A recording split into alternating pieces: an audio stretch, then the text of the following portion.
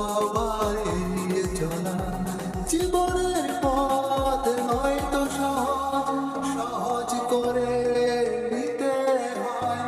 কখনো প্রয়োজন ক্ষমা, কখনো আবার এড়িয়ে চলা।